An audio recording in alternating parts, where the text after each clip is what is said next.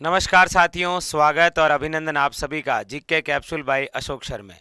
साथियों, आज इस कैप्सूल के बारे में चर्चा करेंगे। बिल्कुल आप सही देख पा रहे हैं, ये हमारे राजस्थान की प्रमुख छतरी है।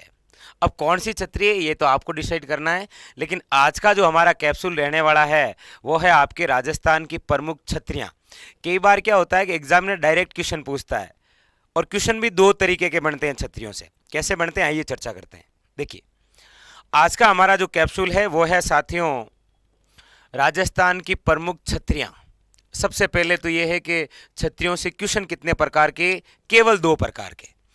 एक तो आपको पूछता है राजवंश से संबंधित छतरियां, और दूसरा आपको पूछता है खंबे पर आधारित छतरियां।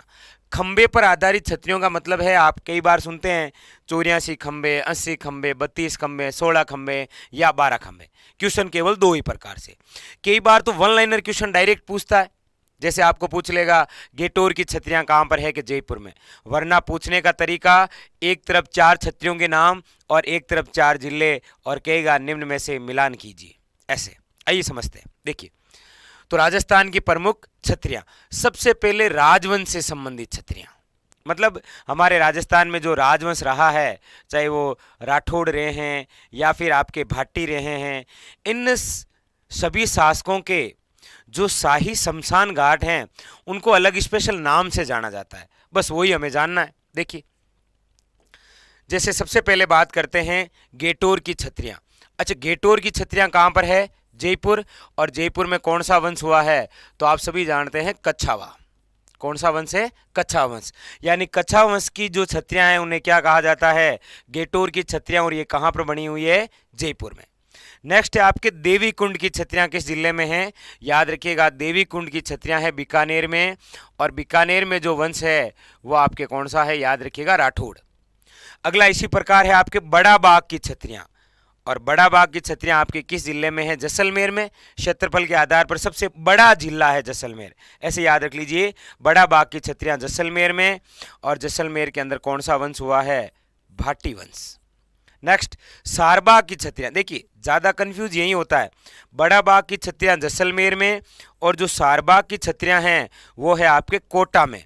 और इनकी छतरियों को एक अन्य नाम भी है छत्र विलास, याद रखिएगा। और कोटा के अंदर कौन सा? तो हाड़ा शासक। इसी प्रकार बूंदी के अंदर जो छतरियां हैं वो है आपके केसर बाग की छतरियां। अच्छा, बूंदी के अंदर कौन? याद रखिएगा, हाड़ा। उसी प्रकार कागा की छतरियां, याद रखिएगा, जोधपुर में, मंडोर के अंदर। और जोधपुर में कौन सा वंश है? याद रखिएगा, राठौड़। तो ये आपके एक तरफ राजवंश से संबंधित बातें। अच्छा, एक चीज आपके दिमाग में आ रही होगी कि सर मेवाड़ के आपने नहीं बताए। कौन से नहीं बताए? मेवाड़। देखिए, मेवाड़ यानी उदयपुर के शासक। मेवाड़ और उदयपुर के जो शासक हैं, इनकी जो छतरियां हैं इनको कहा जाता है आहड़ की छतरियां। क्या कहा जाता है? याद रखिएगा, आहड़ की छतरियां। और ये आहड़ कहां पर है? तो याद रखिएगा, उदयपुर में। और यहां पर सर्वाधिक राजाओं के साथ में रानियां भी सती हुई है, इसीलिए आहड़ की छतरियों को ही कहा जाता है महासतियों का टिल्ला। क्या कहा जाता है? याद रखिएगा, महासतियों का टिल्ला। और मेवाड़ यानी उदयपुर में कौन सा वंश हुआ है? याद रखिएगा, गुहिल वंश। बात क्लियर? देख लीजिए, गेटोर की छतरियां, देवी कुंड की छतरियां, बड़ा बाग, शारबाग, केसर बाग, कागा की छतरियां, और ये रही आपके सामने कौन सी? मेवाड़ उदयपुर के अंदर आहड़ की छतरियां, याद रखिएगा। अच्छा, इसी प्रकार देखिए खंबे पर आधारित, मतलब डायरेक्ट क्वेश्चन पूछता है कि 84 खंभों की छतरी कहां पर है? याद रखिएगा, बूंदी में।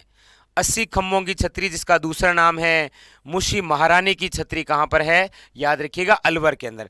अलवर के शासक विनय सिंह ने बनाई थी ये छतरी आपके किसकी याद में? बख्तावर सिंह की एक रानी थी जिसका नाम था मुंशी महारानी। उसी प्रकार 32 खंभों की छतरी दो जगह है। एक तो भीलवाड़ा के अंदर है आपके जगन्नाथ कछावा की, और एक 32 खंभों की छतरी है आपके सवाई माधेपुर में जेतर सिंह की। क्योंकि जेतर सिंह का शासनकाल रहा था 32 वर्षों का, इसीलिए हमीर देव चौहान ने बनाई थी अपने पिताजी की याद में। उसी प्रकार है 16 खंभों की छतरी कहाँ पर है? अंबर सिंह राठौड़ की बनी हुई है नागौर के अंदर। और उसी प्रकार 12 खंभों की छतरी आपके पृथ्वीराज सिसोदिया, मेवाड़ के राजकुमार, जिन्हें राजस्थान का उड़वा राजकुमार कहा जाता है, वो है आपके कुंभलगढ़ में। तो ये आपके राजस्थान के प्रमुख छत्रियों से संबंधित क्वेश्चन हैं जो प्रत्येक एग्जाम में आते हैं और यही आते हैं, इसीलिए केवल आपके सामने मैंने इतनी छत्रियां लिखी है। फिर किसी नए कैप्सूल में अन्य छत्रियों के बारे में चर्चा करेंगे। धन्यवाद।